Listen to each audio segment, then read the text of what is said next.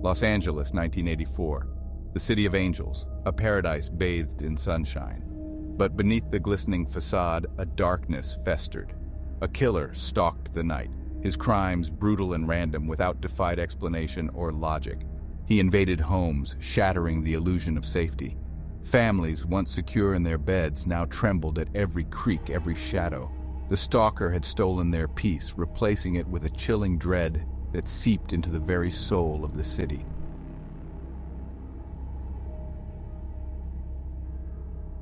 Los Angeles, with its sprawl of suburbs and hidden alleys, became his hunting ground. He moved through the darkness, drawn to the scent of fear. His victims, chosen at random, he left a trail of terror, broken bodies and shattered lives. The city held its breath, waiting for the next strike. The unknown was the most terrifying aspect. Who would be next? The fear was palpable. It hung heavy in the air, a suffocating blanket. Parents clutched their children closer. Doors were bolted. Lights left on. But the darkness still felt close, waiting to consume them. The stalker had become the boogeyman, a specter that haunted their waking hours and invaded their nightmares. He was the monster under the bed, the shadow in the corner of their eye, and the city, gripped by fear, could only wait and pray for the dawn.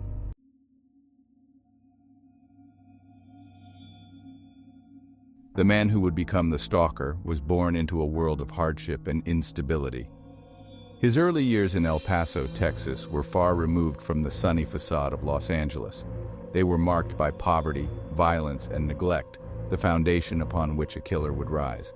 His father was a volatile man, prone to fits of rage. A World War II veteran, he carried the scars of battle, both visible and invisible. These manifested in brutal discipline, leaving a young boy bruised and terrified. The boy learned to fear the man who should have been his protector. Adding to the chaos was the boy's exposure to violence outside the home. His cousin, a decorated Green Beret, often boasted of the atrocities he had committed in Vietnam. He showed the boy gruesome Polaroid pictures, images of torture and death that would forever sear themselves into the young man's mind. One incident in particular would leave an indelible mark on the boy. At the tender age of 11, he witnessed his cousin murder his wife. The image of the blood-soaked room, the lifeless eyes staring into nothingness, became a recurring nightmare. It was a glimpse into the abyss, a glimpse that would draw him in.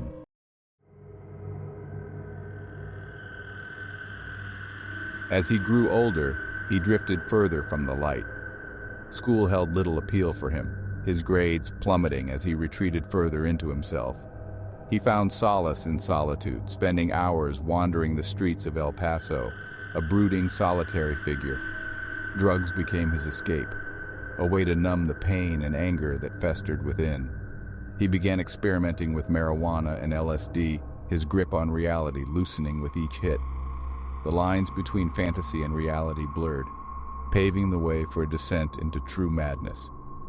It was during this period that Richard discovered Satanism. Drawn to its dark allure, its promise of power and rebellion, he embraced it with the fervor of a convert.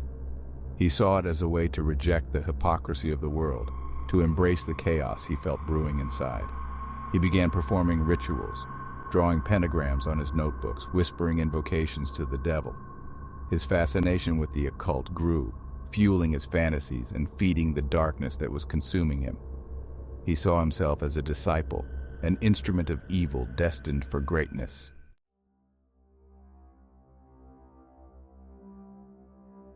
His criminal career began small, with petty thefts and burglaries, fueled by his growing drug habit. But with each transgression, a switch seemed to flip inside him. The thrill of the act, the power he felt over his victims, became an addiction itself. He moved from petty theft to more violent crimes, his attacks escalating in brutality. He seemed to relish the fear in his victims' eyes, the whimpers of pain music to his ears. His crimes were no longer about necessity. They were about control, domination, and the twisted pleasure he derived from inflicting suffering. His time in and out of juvenile detention centers did little to deter him. Instead, they served as a twisted education. exposing him to hardened criminals who schooled him in the art of violence. He learned to hone his skills, to become a more efficient predator. The seeds of sadism, planted in his childhood and nurtured by his descent into darkness, were beginning to sprout. He was no longer a troubled youth. He was evolving into something far more sinister, a monster in the making, poised to unleash his terror on an unsuspecting world.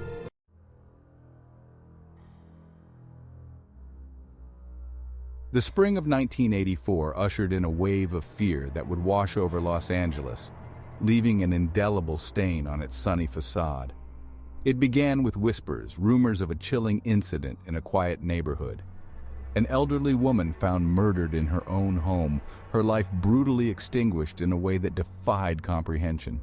The details, as they emerged, sent shivers down the spines of even the most hardened detectives. The sheer brutality of the crime scene pointed to a rage, a darkness that was difficult to fathom. The killer hadn't just taken a life, he had savored the act, lingering in the aftermath of his own savagery. The press, sensing a story that would grip the city, descended upon the neighborhood like vultures. Headlines screamed of a savage murder, a maniacal killer on the loose. The police, under immense pressure to find the perpetrator, worked tirelessly, following every lead, every whisper. But the trail was cold, the killer leaving behind little more than a chilling calling card, a city paralyzed by fear. The reign of the stalker had begun.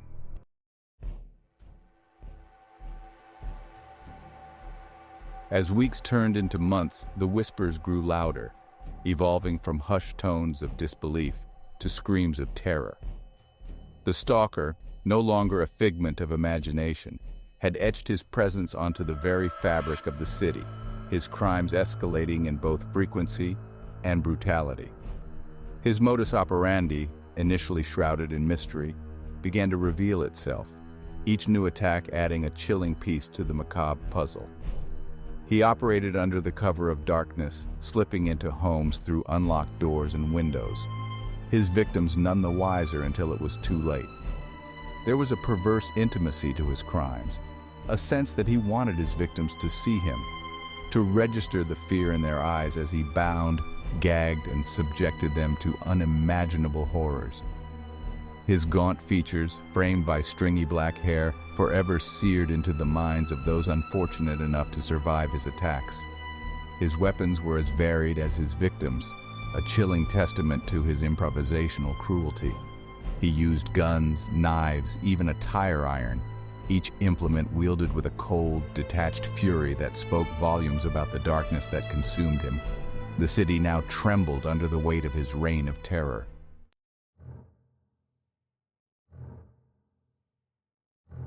The randomness of the stalker's attacks only served to amplify the terror that gripped Los Angeles. There was no pattern, no demographic he favored, no way to predict where he would strike next. He preyed on the young and the old, the rich and the poor, leaving a trail of shattered lives in his wake. The media, fueled by the public's insatiable appetite for information, sensationalized every detail, every gruesome discovery. Newspapers ran daily updates on the investigation, their front pages dominated by the stalker's latest atrocities. Television news broadcasts were filled with grainy images of crime scenes, expert analysis, and interviews with terrified residents. Los Angeles became a city on edge, its citizens living in a perpetual state of fear and uncertainty. Parents kept their children indoors, afraid to let them out of sight. Neighbors armed themselves, forming vigilante groups to patrol their streets. The once vibrant nightlife dwindled, replaced by an eerie silence that was broken only by the wail of sirens and the pounding of hearts. The stalker had achieved what he craved: notoriety.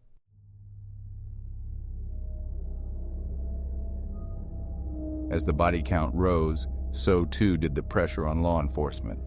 The LAPD, tasked with bringing the stalker to justice, found themselves in a desperate race against time, each new crime scene a chilling reminder of their inability to stop the monster in their midst. The investigation, hampered by the lack of a discernible pattern and the stalker's ability to blend into the urban landscape, became an all-consuming obsession. Detectives worked around the clock, chasing down leads, interviewing witnesses, and piecing together the fragmented portrait of a killer. But the stalker, it seemed, was always one step ahead. His movements as unpredictable as the Southern California weather. He would strike in one neighborhood, then vanish without a trace, only to resurface miles away, leaving behind another scene of unimaginable horror. The city, once bathed in the warm glow of optimism, now found itself shrouded in an oppressive darkness. The stalker had become a malevolent force, his presence felt in every shadow, every creak of the floorboards, every whispered conversation. And as the long, hot summer of 1985 wore on, the citizens of Los Angeles could only wait and pray for the dawn to break on this nightmare.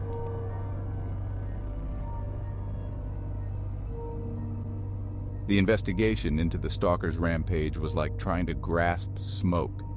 Each new crime scene presented a fresh wave of horror, each more shocking than the last. The detectives, hardened by years on the force, found themselves facing a darkness they had never encountered before. The pressure mounted with each passing day. The media scrutiny was relentless, the public outcry deafening. The city demanded answers, demanded justice. But the stalker seemed to vanish into thin air after every attack. They followed every lead, no matter how insignificant it seemed. They interviewed hundreds of potential witnesses, their hopes rising and falling with each dead end. The lack of a clear pattern, the sheer randomness of his victims, made the task Herculean.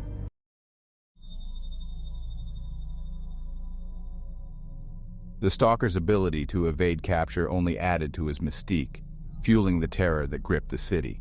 He had no fixed address, no known associates, no ties to connect him to the growing list of atrocities. Forensic evidence was scant. He left few clues behind, and those he did leave seemed deliberately placed, taunts designed to mock the authorities. The pentagram scrawled in blood, the satanic verses whispered to his terrified victims, all pointed to a mind consumed by darkness, reveling in the fear he instilled. The city, once a symbol of dreams and aspirations, had become a hunting ground for a killer who seemed to know its every twist and turn. The fear was palpable, a suffocating blanket that descended upon Los Angeles each night.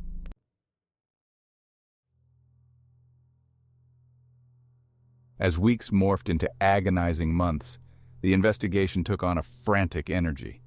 The stalker wasn't just killing.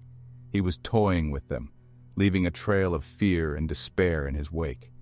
The city held its breath, bracing for the next horrific headline. The detectives clung to every shred of hope, every potential break in the case. A partial fingerprint, a witness's fleeting glimpse of a vehicle, a composite sketch that stared back at them from wanted posters plastered across the city. Each lead offered a glimmer of light in the overwhelming darkness. The fear that had permeated the city began to morph into something else, a steely resolve, a collective determination to not let this monster break their spirit. The citizens of Los Angeles, once paralyzed by terror, were starting to fight back.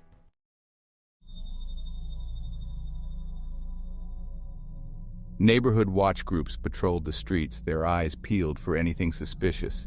People armed themselves, their homes transformed into fortresses. The city that never slept had become a city that lay awake at night, listening, watching, waiting. The stalker's reign had inadvertently brought the community together. They shared tips, comforted each other, and refused to let fear dictate their lives. The streets were now eerily quiet, the silence punctuated by the sirens that seemed to wail endlessly through the night. A real-life horror story that unfolded with each passing day. And as the summer of 1985 reached its sweltering peak, the city held its breath, praying for the nightmare to end, unaware that the climax was closer than they could have imagined.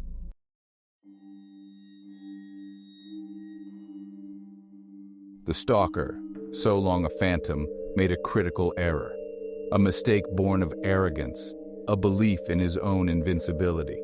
He became careless, leaving a fingerprint at a crime scene, a clue that would unravel his carefully constructed facade.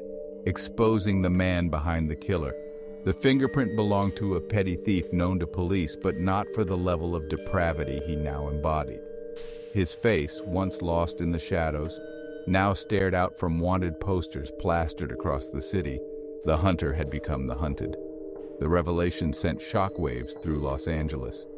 The boogeyman, the monster that had haunted their nightmares, had a name, a face. Fear morphed into a burning rage, a thirst for justice. The city, once paralyzed by terror, was galvanized into action.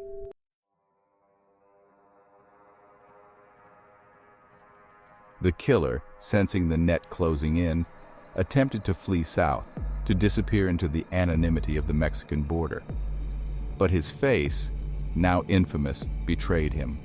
He was spotted in East Los Angeles, his image burned into the collective memory of a city on edge. A group of residents, ordinary people thrust into extraordinary circumstances, recognized him. They didn't cower in fear. They didn't wait for the authorities. Armed with nothing but courage and a fierce sense of justice, they surrounded him, their collective fury a tangible force. The killer who had terrorized a city found himself cornered by its prey. The police, alerted to the commotion, arrived to find the stalker subdued, held captive by the very people he had terrorized. The reign of terror was over.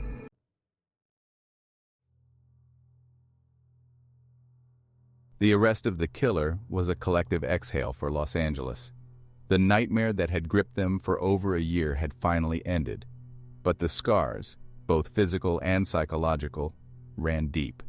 The city had been forever changed. The killer, now stripped of his anonymity, seemed to relish his newfound notoriety.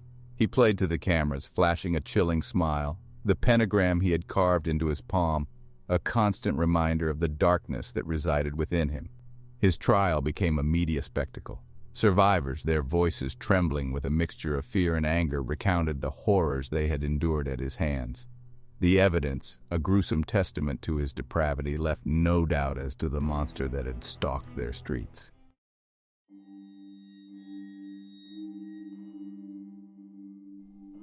The courtroom was a crucible, the air thick with tension as the killer, the once elusive stalker, faced the consequences of his horrific acts. The evidence, a macabre tapestry woven from forensic reports, chilling witness testimonies, and the killer's own chilling admissions, painted a horrifying picture of a mind consumed by darkness. Throughout the trial, he seemed to revel in the attention, his arrogance never wavering. He smirked at the jury, his eyes black and devoid of remorse, daring them to judge him. He flashed the pentagram carved into his palm, a symbol of his allegiance to the darkness he believed had chosen him. Despite his attempts to disrupt the proceedings and intimidate those present, justice was served. The killer was found guilty on 43 charges, including 13 counts of murder, 5 attempted murders, 11 sexual assault charges, and 14 burglary charges. He was sentenced to death, but the impact of his crimes continued to reverberate through the lives of his victims in the city he had terrorized. Los Angeles, once a symbol of hope and opportunity, bore the scars of his darkness, a stark reminder that evil can lurk even in the brightest of places.